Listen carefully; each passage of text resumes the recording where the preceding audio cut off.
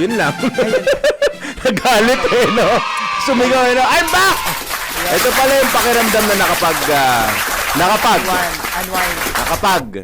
Hanggang nakapag lang yung masabi ko eh. Okay, mainit! So hot and hot! Pero balita ko, kala mo hindi ako nakamonitor sa'yo kahapon, pare ko eh, ha? Sabi mo malamig pa kahapon? Kahit ngayon. Ng madaling araw. Ngayon medyo malamig pa. Malamig pa rin. At hindi ko sasabing fake news ka, pare ko eh. Totoo sinasabi mo. Kasi isa lang to sa mga balita na nakuha ko mula sa far away. Hindi ko na sasabihin kung saan ako nanggaling, ha? Nabalitang nakuha ko mula sa far away, nag 19 degrees ulit sa Metro Manila. Kahit na tapos na ang amihan. Suruin mo, nawala lang ako, natapos na yung amihan. Oo, ikaw yung ikaw talaga yung naging basta. Ako pala, ako eh, balat. Kapag wala ka, wala na rin yung amihan. Okay. Ngayon medyo nandyan eh. Nandyan, ayan, ikaw may amihan ka dyan. Nakatutok. Ako, 2 araw ako may amihan. Oo. Ang funny nga nung sa social media. Bakit? Sabi di ba kung naamihan, nasa aircon tayo, nakatutok tayo sa aircon.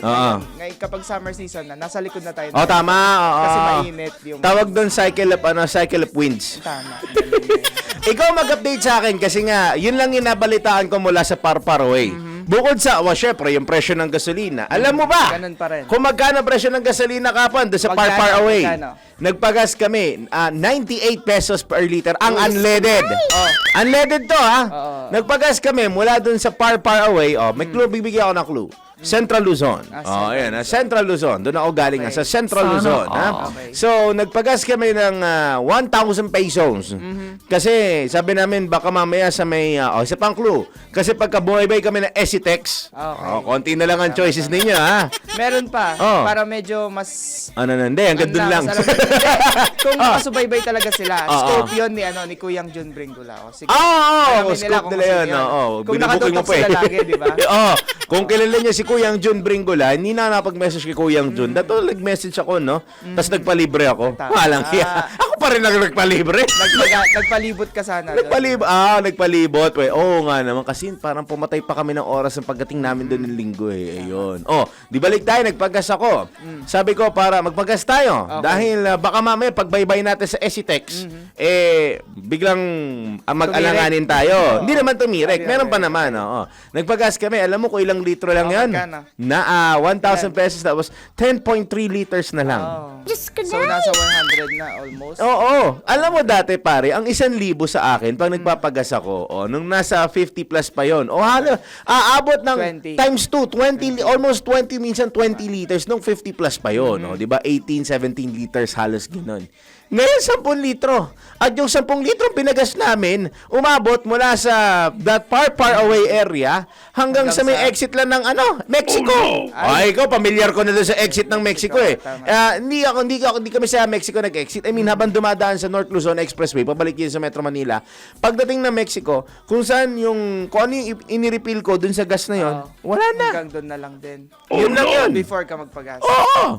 Yes ko po. Oo. Tapos nagkakagulo pa sila sa Malacanang. Balita ko lang din to, nagkakagulo sila dahil mula sa far away. Mula sa far away dahil sabi ng Malacanang, pigilan mo ako dumaldal ng 441, magbabalita pa tayo ha. Sabi kasi sa far away nung nababalita sa akin, sabi ng tagapagsalita, may krisis. May krisis daw sa langis. Sabi niya? Siya ba may sabi? Ay, hindi. Ang sabi niya, wala pala. Ang sabi naman ni PBBM, may krisis. Ano ba talaga? Ako na po gagawa ng GC. Para isama mo ko, ha? Sa DOE din, sabi, wala daw krisis. May senador pa nagalit kahapon. Kasi daw may krisis naman. Hindi. Tsaka sabi ng senador, bakit daw sila sinisisi? Dahil ang sabi, nag-break daw sila. Bakit? May jowa ba yung senador? Hindi, session pala.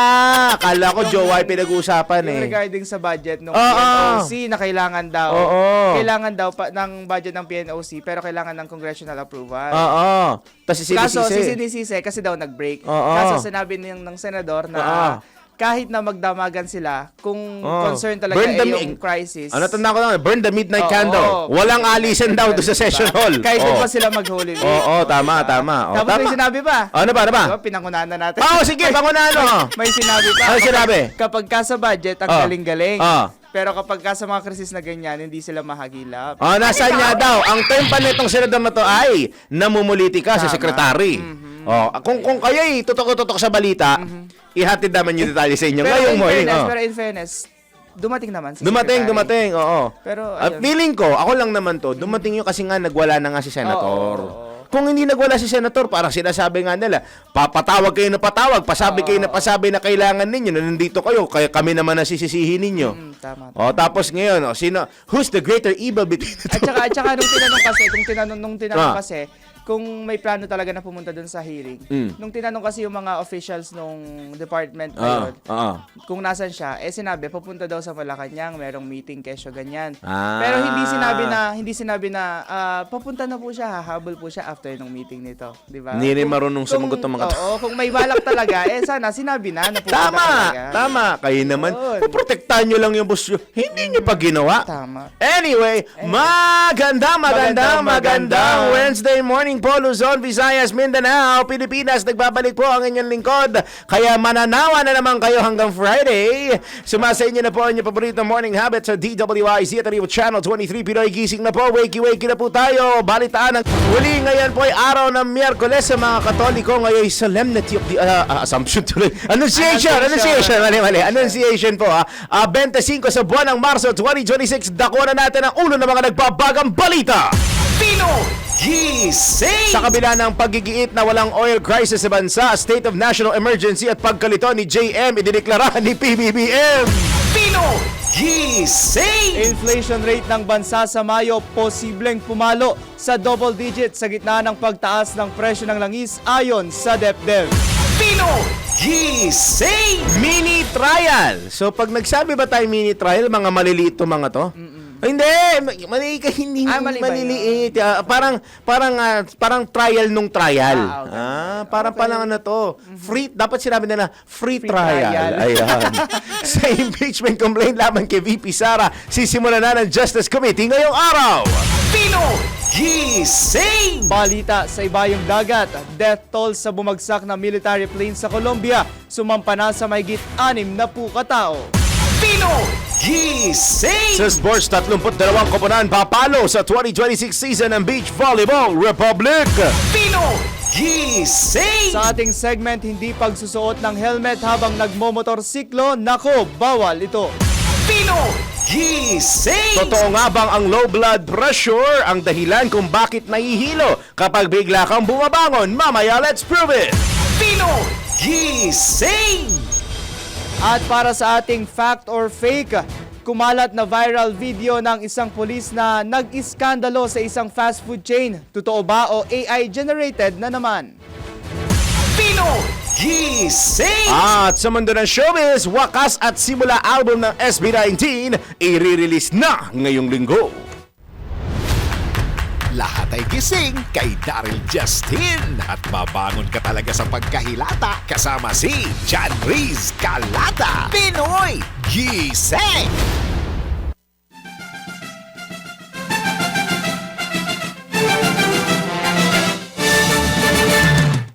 Gusto ko pa sanang dumaldal. Naalala ko 4:30 pa lang ay hindi alas 4. Monday pala yon. Miyerkules na nga pala. Kailangan natin mabasa yung Kailangan natin headlines magbasa ngayon. kagad. Oo. Susunod niya, pigilan niyo ako. Okay. Ay, alas 4:45 na. Dako na tayo sa nagigising ng bubulabong ng bubulahon ng gugulat na detalye ng mga balita. Gising! Nagdeklara po ng State of National Energy Emergency si Pangulong Ferdinand Marcos Jr. bunsod ng tumitinding tensyon sa gitnang silangan na nakakaapekto sa supply at presyo ng langis sa bansa. Sa ilalim ng Executive Order No. 110 o 110, pinahihintulutan ng pagpapatupad ng mga hakbang para matiyak ang sapat na supply ng enerhiya. Kabilang dito ang fuel allocation at conservation measures, gayon din ang isang unified support package para sa kabuhayan, industriya, pagkain at transportasyon transportasyon. Ayon kay PBBM, ang kaguluhang kinasasangkutan ng Amerika, Israel at Iran, maging ang banta sa operasyon ng Strait of Hormuz ay nagdudulot ng panganib sa global oil supply na direktang nakakaapekto sa bansa bilang isang importer ng langis.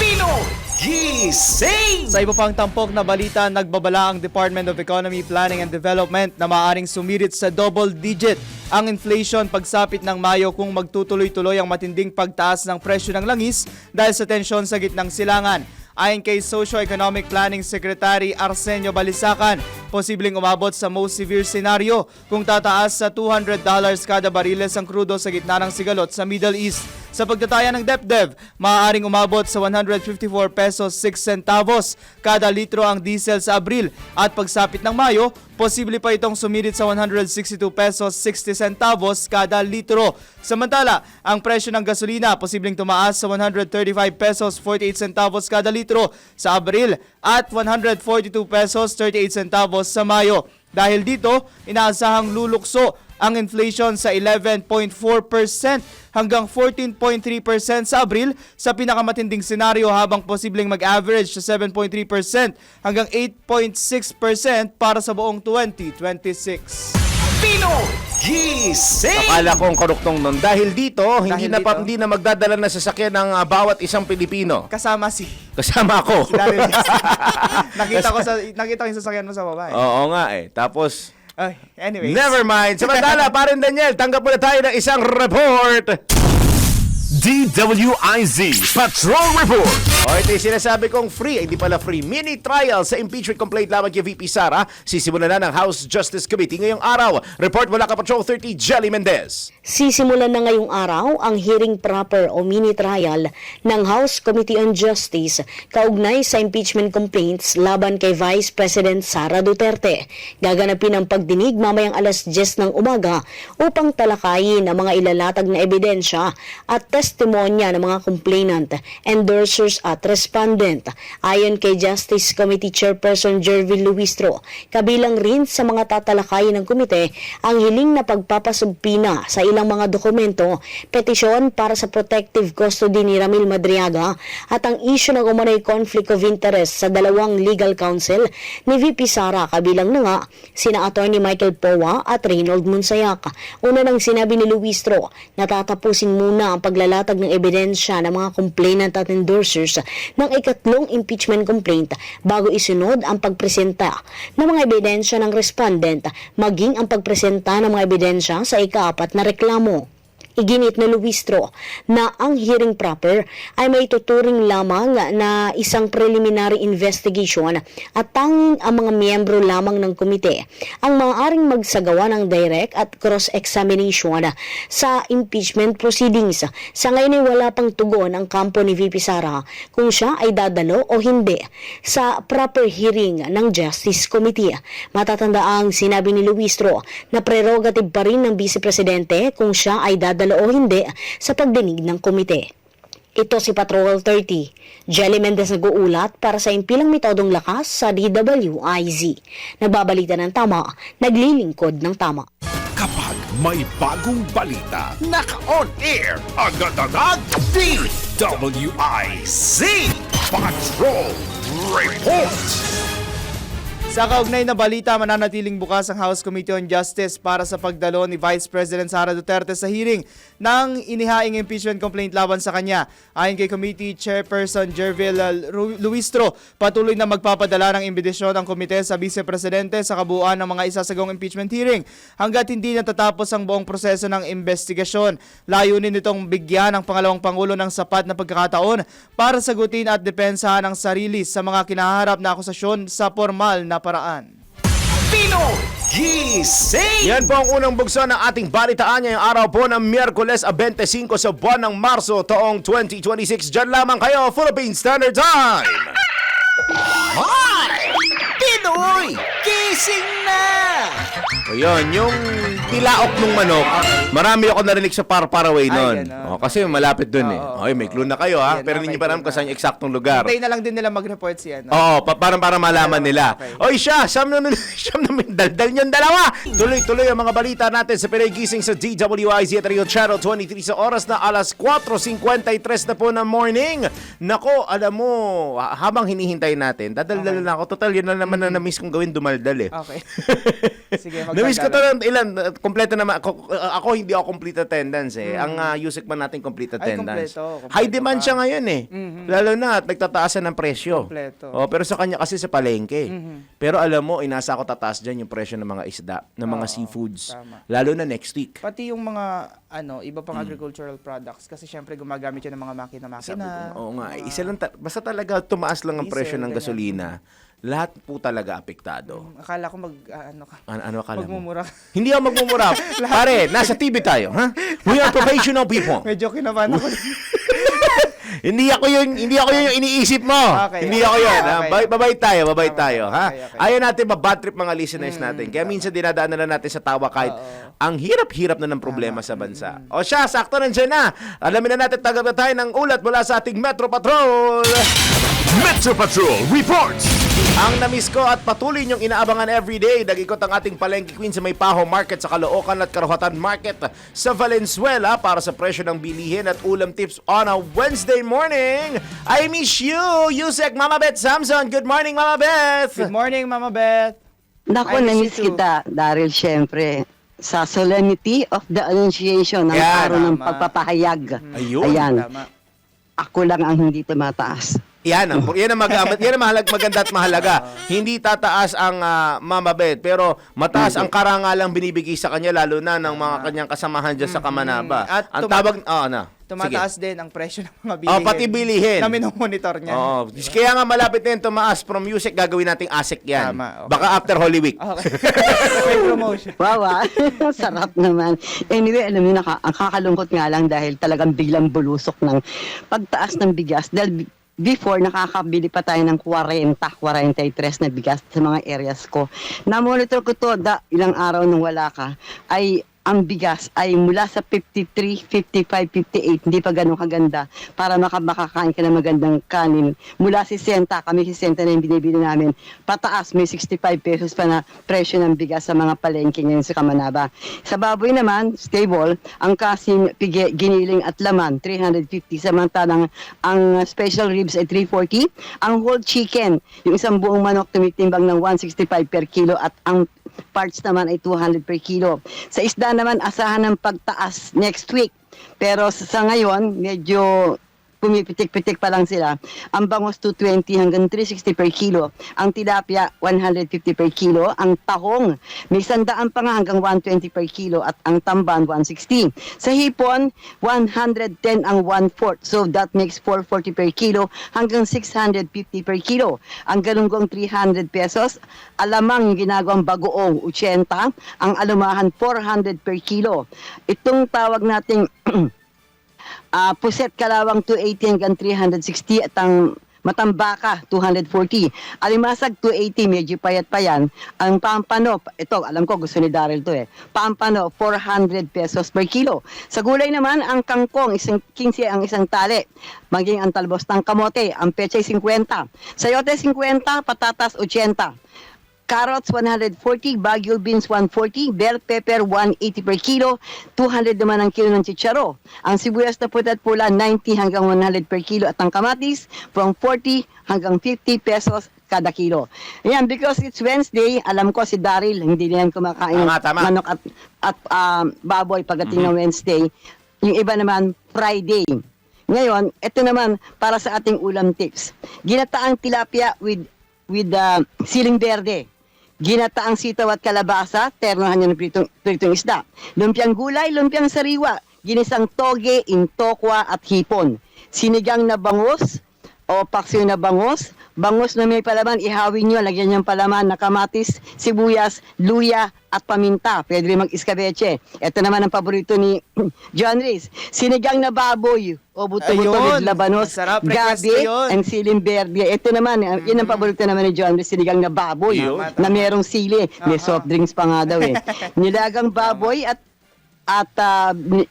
itong ribs na pwede nyong gawing alabulalo na with mais.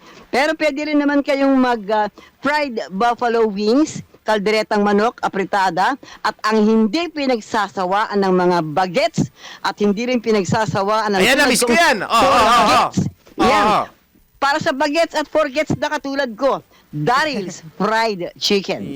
Yun! Ayun. Gusto ko. Yung dighay hindi pwedeng mawala Yun din, na-miss ko yun, yung dighay, wala. Katerno na yan, Oo. katerno na yan ng ng ating Daryl's Fried Chicken kasi Yan. na dyan si Boy Dighay. Puro Okay, yan ang para sa naririnig ko, Mama Be, puro yan ang naririnig ko nung 2 araw na wala ako dun sa far away na binabanggit namin ni John Reese. Puro dighay Parang alam lang. ko yung far away na yan. Hindi ko parang banggitin eh. Kasi Pero ako parang alam ko yung far away na yan. Ayan, Pag sinabi- okay. pag Sa atin na sinabi lang yung yun. chicken. Okay. Atin na lang yun. Para sa ulam tips sa Pinoy Gising, Metro Patrol, palengke ko ng DWIC, Mama Beth Samson, nagbabalita ng tama at always nagbabudget ng tama. Pinoy Gising! O, di ba? Kung meron tayong Reyna. Reyna ng public service through Miss Tony Rose Gaida sa Tuloy Pilipino. O, may plugging nga, alauna ng hapon yan. Okay. Ha? Meron din, syempre, nauna muna yung ating palengke queen. Eh. tama. Alam mo bang ano na to, more than a year na namin ginagawa ito. Naglolokohan. Hindi na palengke, nagbibigay tama. sa Mabet ng kanyang palengke at ulam tips. Pati lalo na yung altanghap niya sa, ikaw nakakapo ka ng pasada balita. Ayan. As always, maraming thank you, Mama Beth Samson, sa Thank you, iyong price Mama monitoring Bet. at ulam tips for today. At para sa ating segment, hindi pagsusuot ng helmet habang nagmomotorsiklo. Alamin ang kaparusahan sa Nako, Bawal Ito. Alamin kung bawal o hindi. Dahil kung di mo alam to, kaso ang kakaharapin mo sa NBI. Nako, bawal ito! Hindi pagsusuot ng helmet habang nagmumotorsiklo? Nako, bawal ito. Bukod sa rehistro at lisensya, ang pagsusuot ng helmet ay isang mandato para sa lahat ng mga motorista. Pero paano kung bumiyahe ka ng walang helmet dahil tiwala kang magiging ligtas ka? Nako, alam mo bang labag sa batas yan?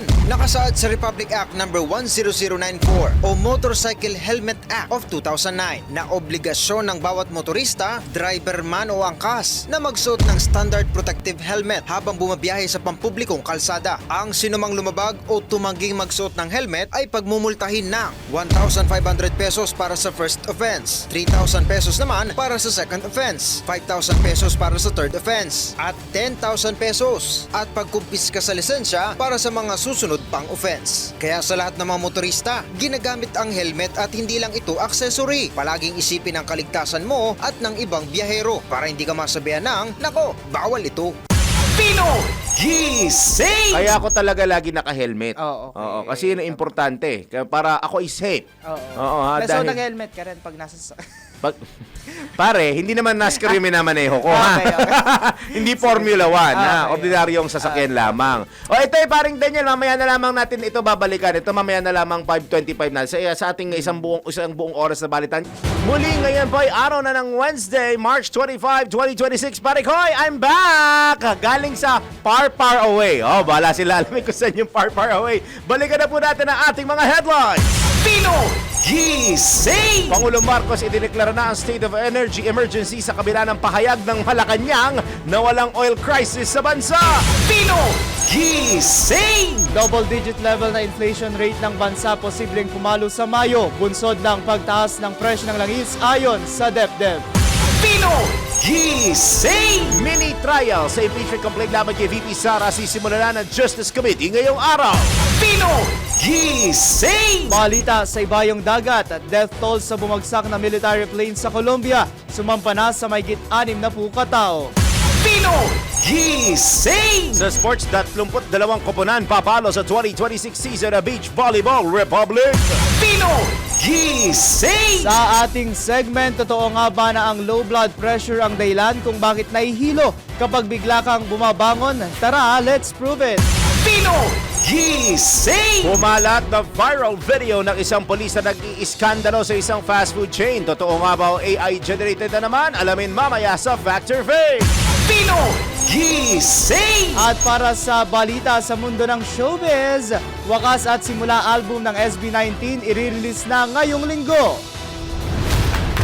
Lahat ay gising kay Daryl Justin at mabangon ka talaga sa pagkahilata kasama si John Riz Calata. Pinoy Gising!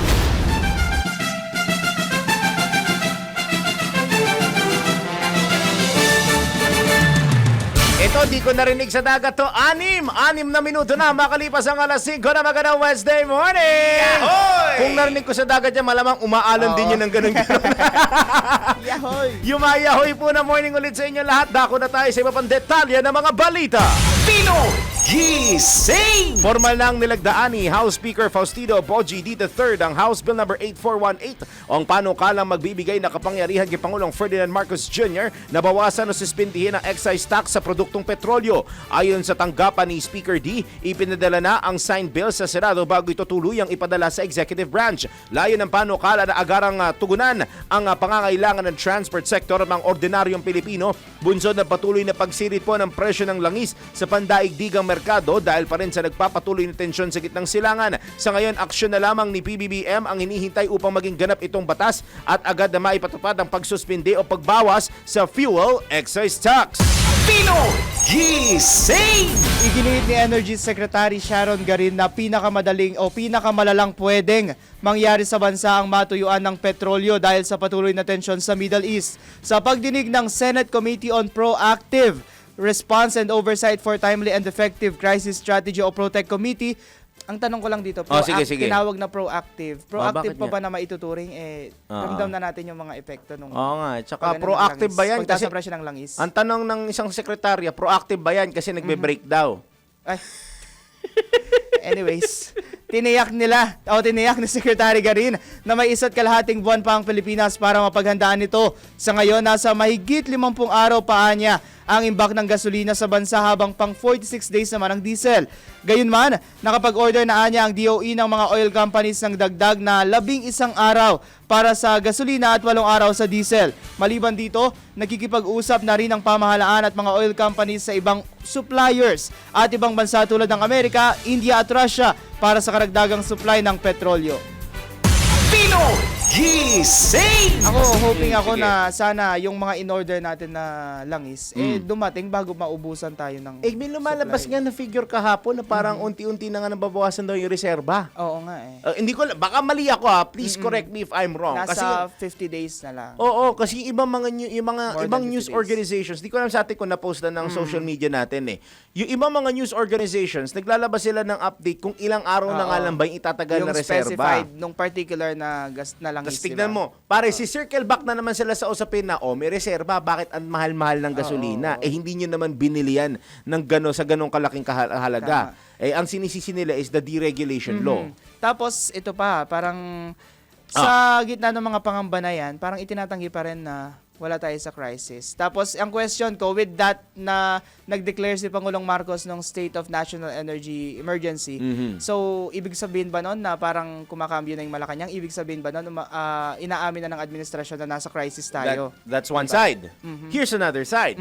Ito baka mamaya nag-wonder iba, pero I'll just open a possible topic na baka pwede ninyong pagtuunan ng pansin. Ang sabi mo baka mamaya kumambyo na ba ang Malacanang at umamin na talaga may problema na. That's one thing. Okay. Pangalawa, kung ang declaration just days ago is sabi ni Yusek Castro wala, sabi ni PBBM meron, Sabi ni DOE Secretary, wala.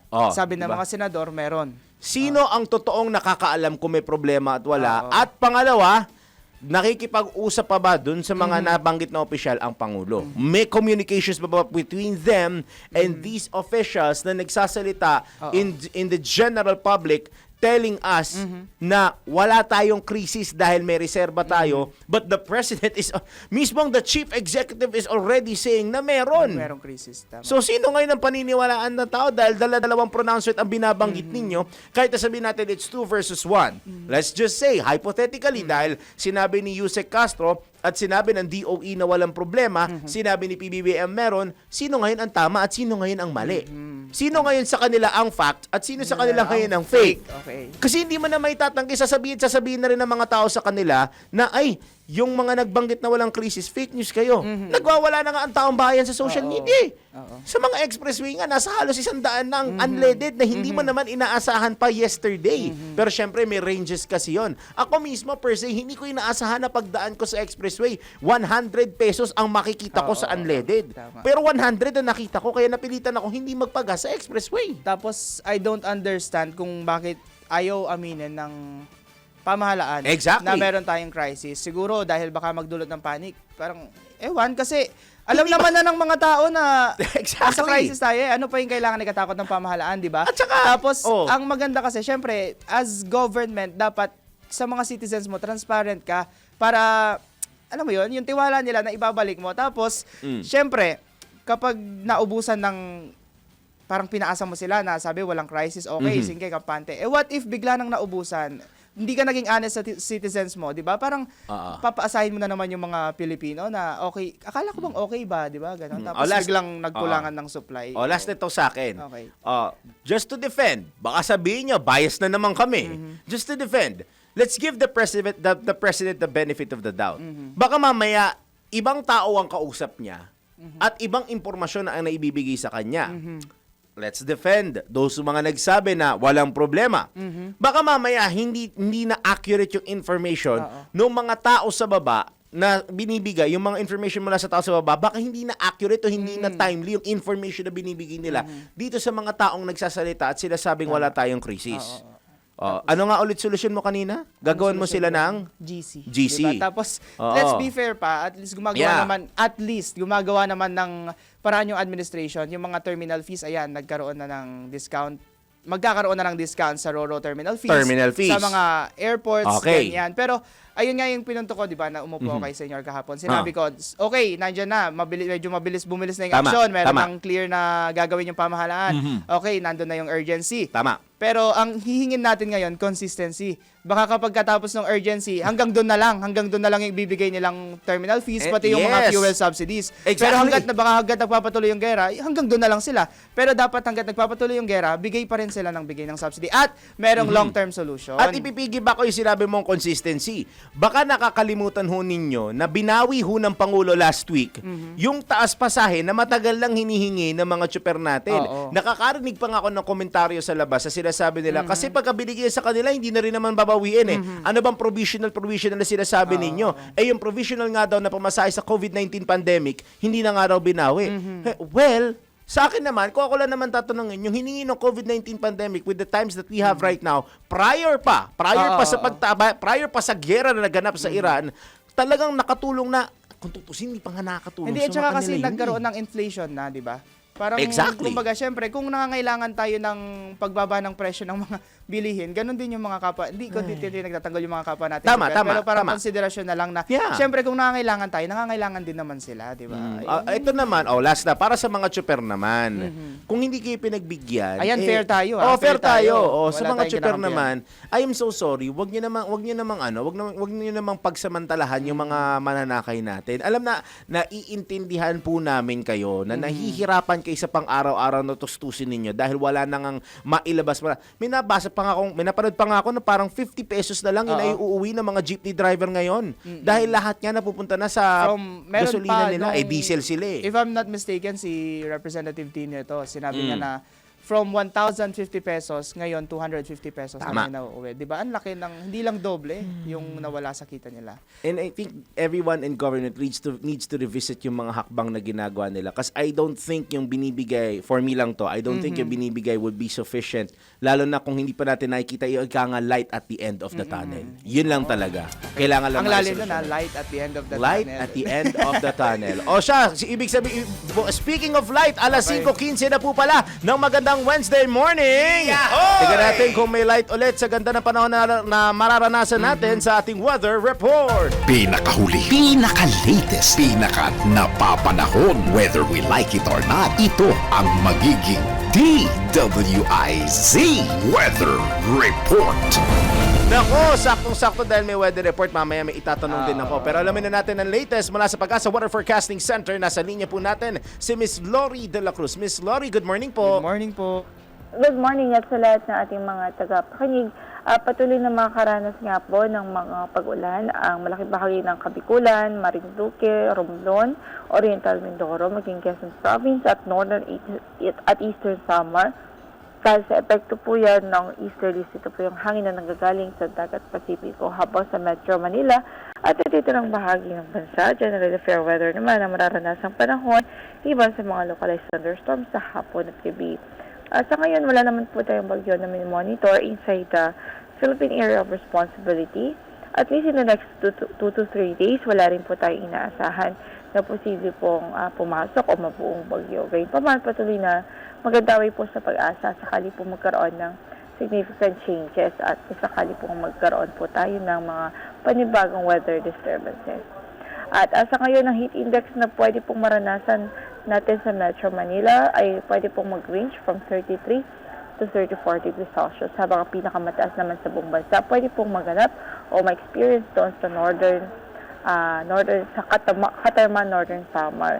So, pwede pong umabot hanggang sa 41 degrees Celsius ang maximum na heat index doon. Kaya patuloy natin pinag-ingat ang ating mga kababayan doon. Hanggat maaari po, iwasan muna yung mga rigid activities, especially sa dakong tanghali at early afternoon.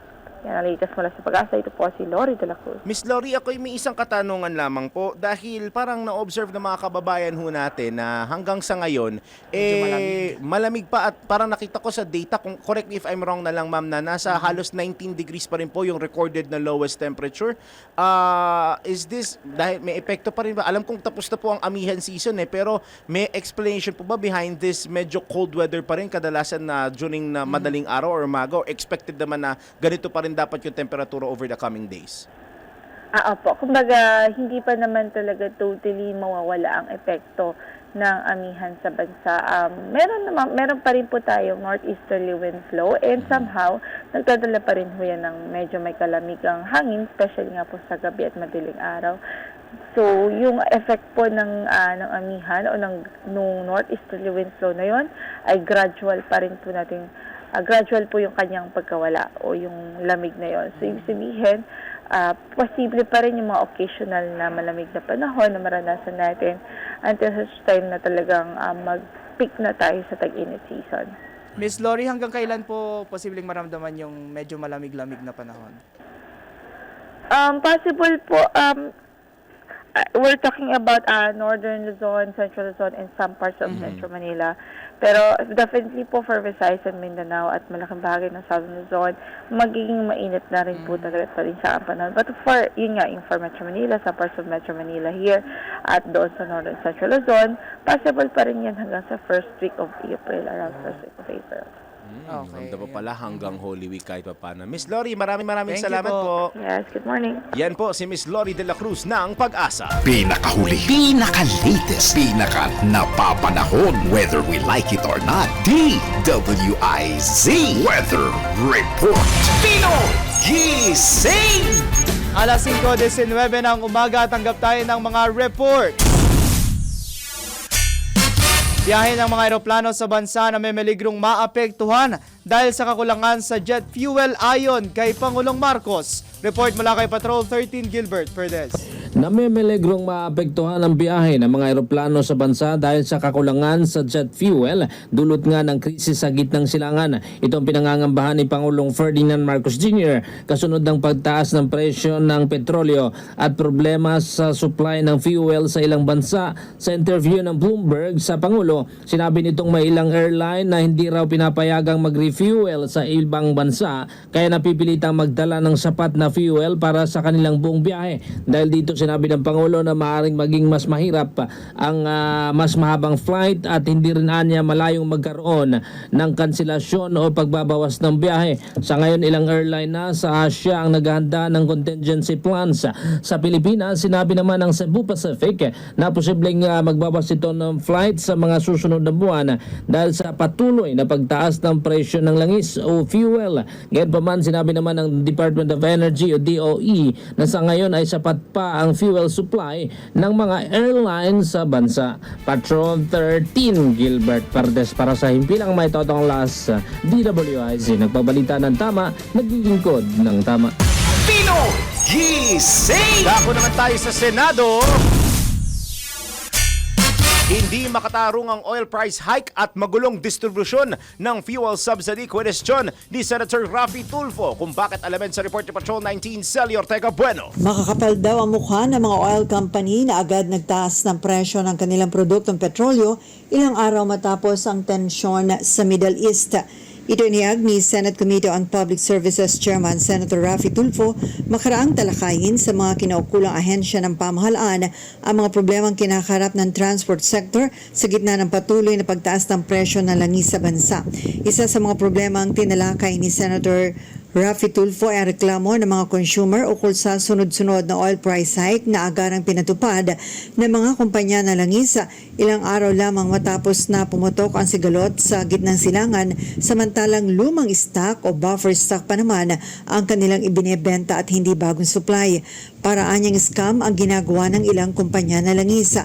Kaya lumilitaw niya na mga oil companies sa Pilipinas ang may pinakamataas na porsyento ng oil price hike na umabot sa 97% increase kumpara sa mga karatig bansa natin gaya ng Laos na 33% lang ang in-increase, Thailand 46%, Vietnam 35%, Cambodia 15% at Singapore 29%.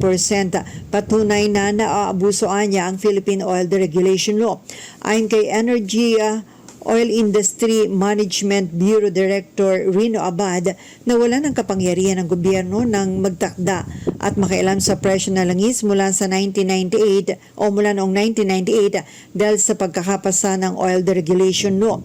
Nagresulta niya ito sa kawalan ng gobyerno na para takda ng formula para sa presyo ng langisa. Ayon pa kay Abad, wala na ngang Oil Price Stabilization Fund o OPSF. Tinanggal din ng gobyerno o tinanggal ang gobyerno sa kalakalan ng langis, kaya naman may malawakang takeover na ang private sector o ang mga oil companies dito. Lumit na lamang sa pagmomonitor ng presyo ng langisa ang naging papel ng Department of Energy at ang nagagawa nila ngayon ay makiusap sa mga oil company para gawing staggered ang oil price hike kada linggo. Samantala, iminungkahi ni Senator Raffy Tulfo na patuloy dapat ang mga nasabing ahensya sa pagkipag-ugnayan sa oil importers at companies para na rin sa kapakanan ng mga commuter, driver at iba pang nasa sektor ng transportasyon at hindi tuluyang maabuso ang pagtaas ng presyo ng langisa. Tinalakay din ni Tulfo ang mga reklamo sa fuel subsidy na pinamamahagi ng gobyerno, partikular sa mga tricycle drivers. Ayon kay Tulfo, nagkaroon ng kalituhan sa mga driver dahil umano sa magulong sistema ng payout system gaya ng hindi malinaw na requirements na kailangan ipresenta, kulang-kulang na pangalan sa mga listahan at pahirapang payout. Ito si Patrol 19, Celly Ortega Bueno para sa impilang metodong lakas DWIC. Nagbabalita ng tama, naglilingkod ng tama. Kapag may bagong balita, naka-on air, agad-agad, DWIC Patrol Report!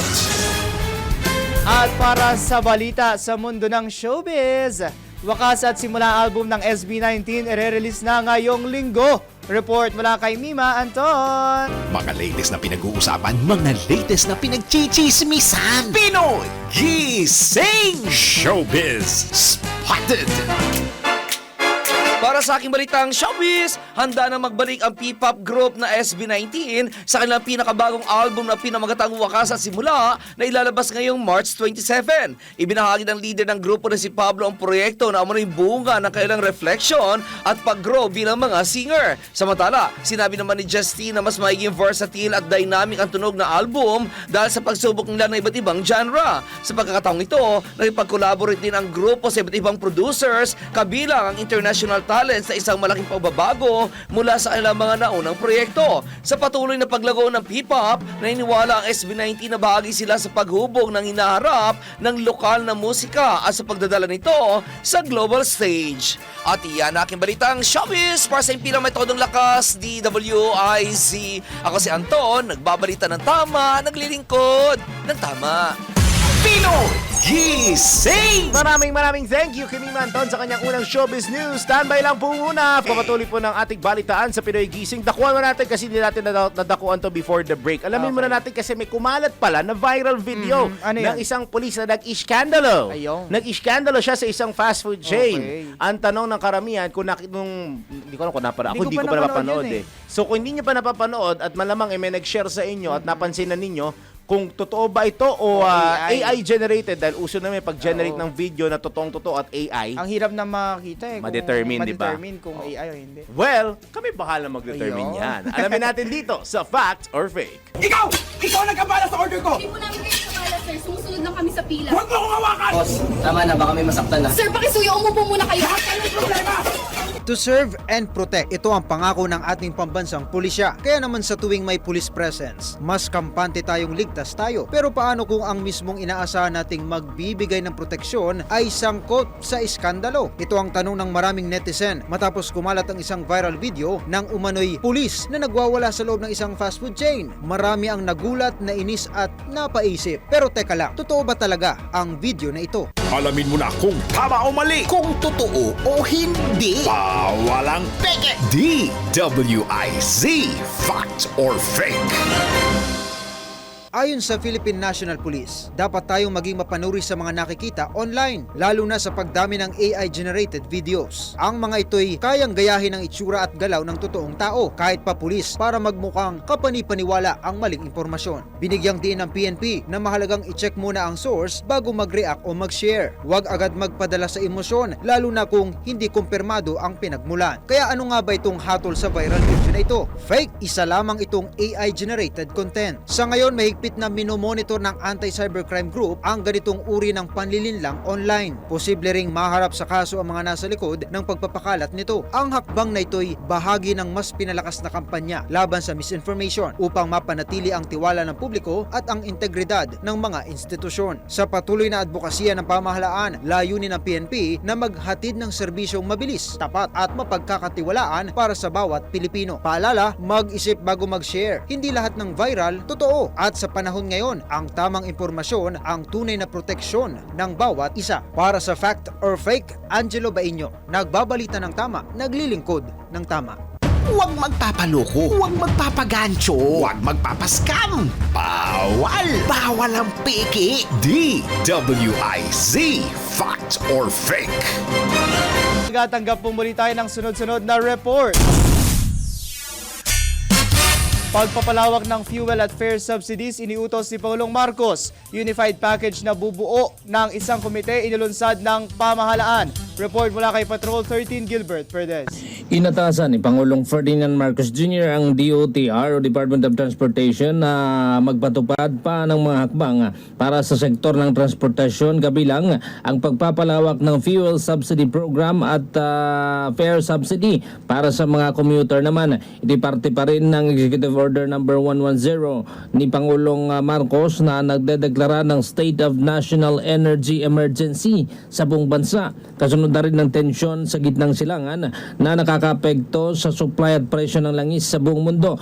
Kasabay nito inilunsad naman ng pamahalaan ng tinatawag na uplift o yung Unified Package for Livelihoods, Industry, Food and Transport bilang pangunahing tugon upang maibsan ang epekto ng krisis sa mga Pilipino. Sa ilalim ng uplift, bubuo ng isang komite na tututok sa koordinasyon ng mga hakbang para sa enerhiya, transportasyon, pagkain at kabuhayan. Palalawigin din ang mga serbisyo serbisyong pampubliko tulad ng libreng sakay program, pagbabahaba ng oras ng operasyon ng LRT at MRT at paglalagay ng priority lanes sa pagtulungan ng mga lokal na pamahalaan.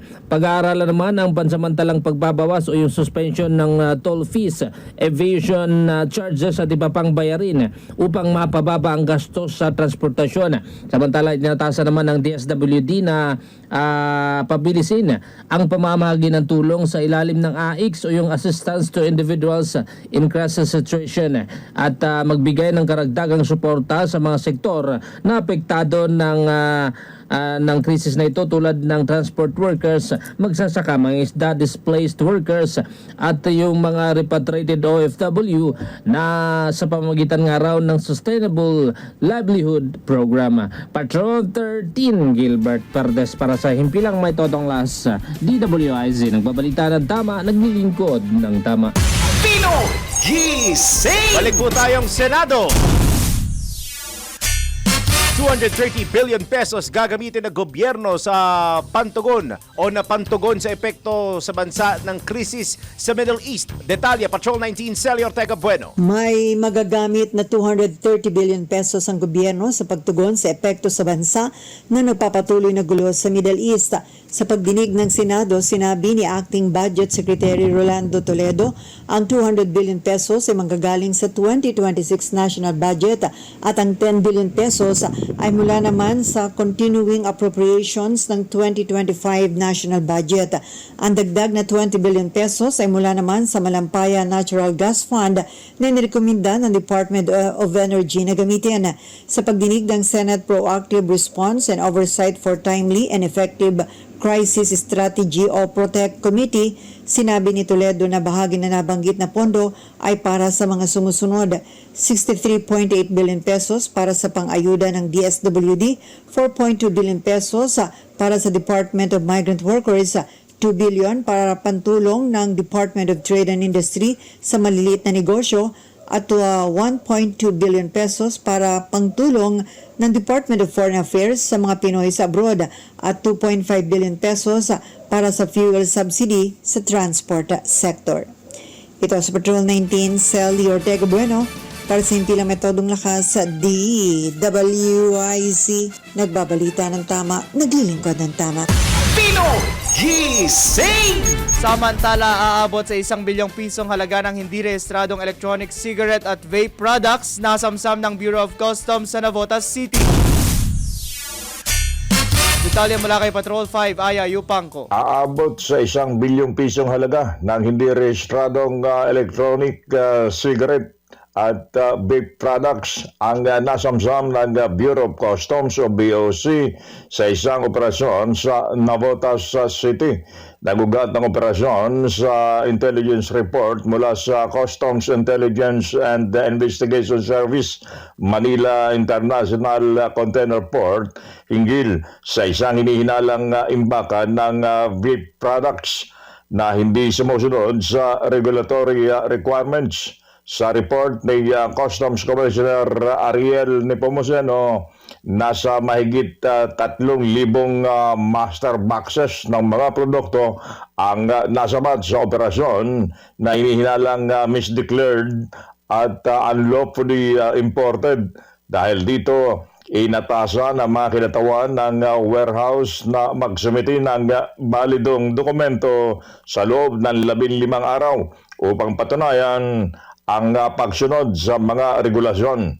Sakaling mabigo, posibleng maharap sa kasong paglabag sa Republic Act number 11900 o Vaporized Nicotine and Non-Nicotine Products Regulation Act ang may-ari at mga nasa likod ng illegal na produkto.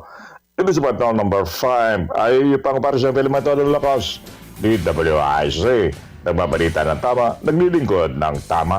Pinoy Gising! Balik ulit tayo ng Senado. Mga nasa middle class hindi dapat makalimutan sa pagkakaloob ng tulong para sa mga apektado ng tensyon sa sa Middle East kasi kadalasan puro yung mga low income lang talaga yung naalala dito eh. Detalye, Patrol 19, Celio Ortega Bueno. Dapat tiyakin na hindi makakalimutan ang mga nasa middle class sa pamamahagi ng tulong sa mga apektado ng krisis na dulot ng gulo sa Middle East. Sa pagdinig ng Senate Ad Hoc Committee na tinawag na Proactive and Oversight for Timely and Effective Crisis Strategy of Protect Committee, sinabi ni Senator J.V. Ejercito na kailangan ring pagtuunan ng pansin ang mga middle class income earners na bumubuo sa 40% ng ating populasyon. Git ng Senador, bagamat hindi sila nakatatanggap ng ayuda mula sa gobyerno, apektado rin sila ng pagtaas ng presyo ng langis at mga bilihin. Kasabay nito, binigyan din ni Senator J.V. Ejercito na dapat nang maramdaman ang sense of urgency sa gitna ng sitwasyon ngayon.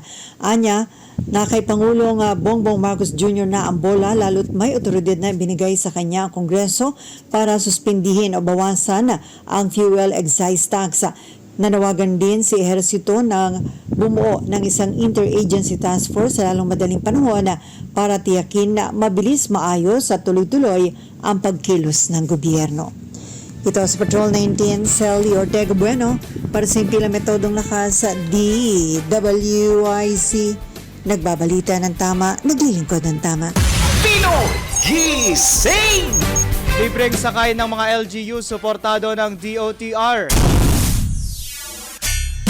Report mula kay Patrol 45 Raul Esperas. Suportado ng Department of Transportation o DOTR ang programang libreng sakay na ilulunsad ng iba't ibang local government unit o LGU sa ating bansa. Sa ngayon kay DOTR Secretary Banoy Lopez, ito ay nakarating sa kanyang tanggapan ang kahilingan na payagan ng mga libreng sakay na ilulunsad ng iba't ibang mga local government unit. Paliwanag ni Secretary Lopez na ito ay bahagi ng programa ng gobyerno na magkaroon ng carpooling system upang makatipid sa matinding epekto ng Middle East crisis na nawawalan ng langis hindi lamang sa Pilipinas maging sa iba pang bahagi ng mundo. Raul Esperas, Patrol 45, nagbabalik ng tama, naglilingkod ng tama, Impila Metodong Lakas, DWIC.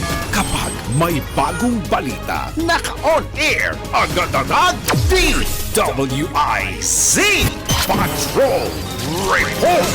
Ngayon naman po mga ulat mula sa ating Metro Patrol. Navotas nagpasalamat sa DOJ at mga volunteer lawyers sa ginanap na Katarungan Caravan. Report mula kay Mama Beth Samson. Nagpaabot ng lubos na pasasalamat sa Department of Justice at mga volunteer lawyers sa matagumpay na Katarungan Caravan ang pamalang lungsod ng Navotas. Ani City Mayor John Ray Chanco, sa tulong nila, nakapagbigay ng serbisyo at kapanatagan ng loob sa mga Naboteño na nangangailangan ng PSA documents, NBI at prosecutor's clearance, pati na rin ang ginawang libreng konsultasyong legal. Nagkaroon din niya ng mga lectures sa Anti-Violence Against Women and Children Act, Katarungang Pambarangay, Safe Spaces Law, Sextortion at Cybercrime. Marami ang nasiyahan sa ating pasalamat sa mga nakuha at nakaranas ng serbisyong legal dahil hindi na kailangan silang pumunta sa iba't ibang ehensya na malalayo para lang kumuha ng mga kailangan dokumento at lisensya. Sinabi rin ni Mayor Chanco na patuloy na magiging katuwang sa paghahatid ng programang direktang nakikinabang ang mga taong bayan.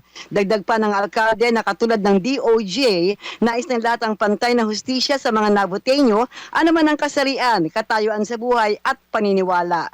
Metro Patrol Beth Samson para sa Himpilang Metodong Lakas. DWIZ, nagbabalita ng tama, naglilingkod ng tama. Pinoy Gising! Samantala, dalawang most wanted na akusado sa kasong murder at pangmomolestya sa isang menor de edad arestado. Report mula kay Kuyang Danny Cruz. Dalawang most wanted person na naharap sa kasong murder at pangmomolestya ng isang menor de edad ang naaresto ng mga otoridad sa lungsod ng Valenzuela. Ayon kay Police Colonel Joseph Talento, matagumpay na nadakip ng mga operatiba ang dalawang wanted sa magkahiwalay na operasyon ng Valenzuela Police.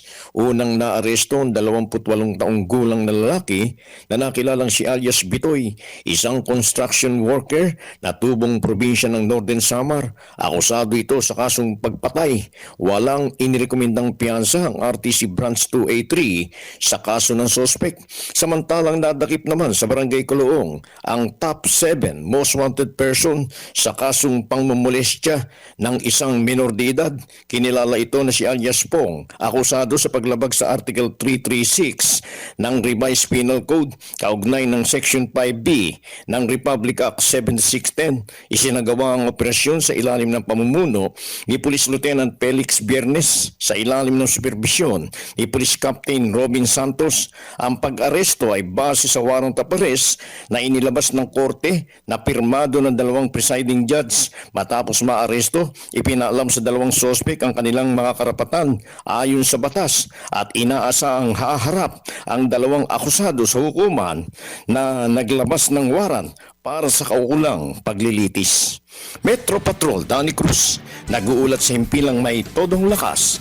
DWIC, nagbabalita ng tama, naglilingkod ng tama. Nanggagalaite o yun dun sa mga nagtatanong at nakasubaybay sa pasimula ng ating programa kung ano ba yung pinag-uusapan, kung sino ba itong pinag-uusapan naming nanggagalaite. Eto na yon. Gusto talaga namin ibalita talaga sa inyo ito kasi hindi na namin maintindihan. Nanggagalaiti po si Senator Loren Legarda sa sinabi ng Department of Energy na kailangan ng congressional approval upang magamit ng Philippine National Oil Company o PNOC ang budget ito, ngunit nag-break na anila ang sesyon ng Senado. Iginit ni Senator Legarda na huwag sisihin ang Senado dahil hindi naman anya sinabi ng DOE ang issue noong may sesyon pa sila. Apo sasabihin nyo, kasi po nag-break. Excuse me, hindi po nag-break ang Senado na hindi inaaksyonan ang hinihiling ng executive.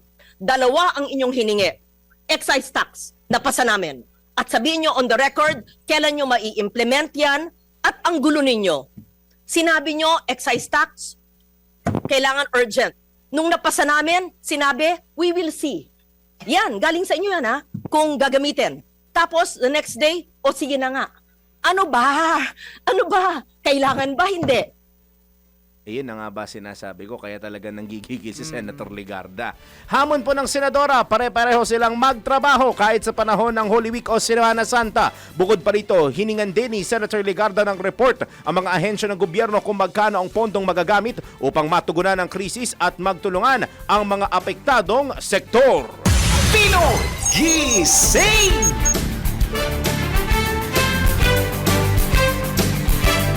O siya, dakuha na natin. Gusto mo, pare ko, ako na to. Dakuha na natin yung LPI natin. Okay. Na LPI na muna natin. O siya, totoo nga ba na ang low blood pressure ang dahilan kung bakit nahihilo kapag bigla kang bumabangon? Kaya pala yung mga matatanda sa atin, sinasabi huwag kang biglang uupo o babangon. Ayun. O siya, tara, let's prove it. Minsan, nararanasan ng iba ang panandaliang pagkahilo o pakiramdam na umiikot ang paligid kapag bigla silang tumatayo o bumabangon mula sa pagkahiga, lalo na kung pagod, puyat o matagal nang nakaupo.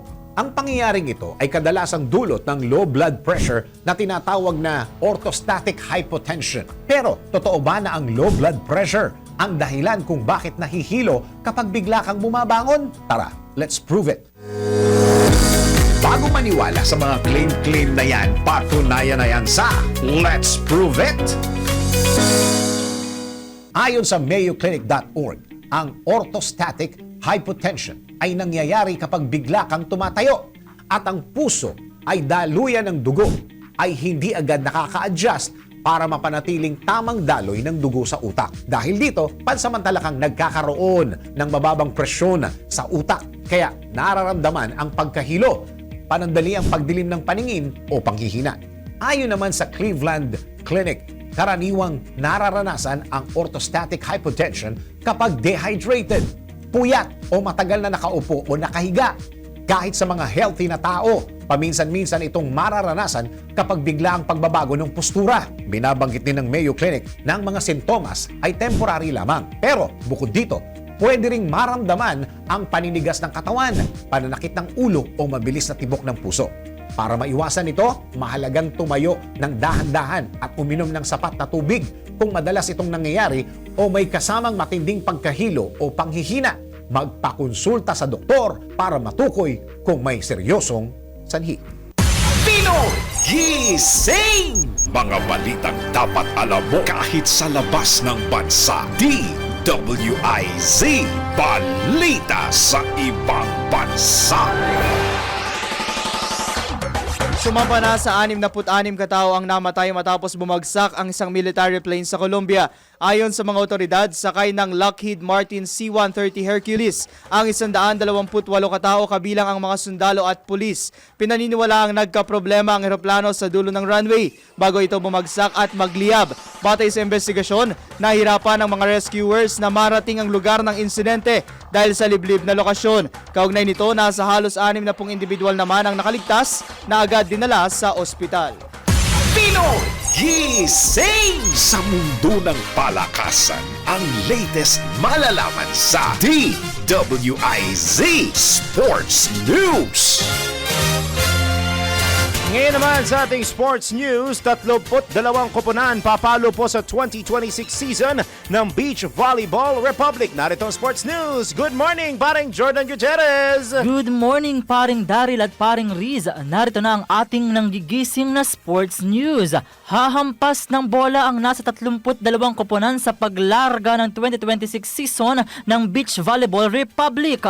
Gaganapin ang nasabing torneo sa Marso 28 hanggang 29 na lalaruin sa Nuvali Island Courts sa Santa Rosa, Laguna. Magtatagisan ng tikas ang 16 teams sa Women Division at 16 teams sa Men Division sa 2-day tournament. Pangungunahan ni Sunny Villapando at Jen Eslapor na mga miyembro ng Alas-C Games Gold Medal winning squad ang mga kalahok sa Women's Open Division. Papalo rin ng bola ang iba pang national pool members kabilang sina Alexa Polidario, Jenny Gaviola, Sofia Pagara at Kai Progelia. At yan ang ating sports news.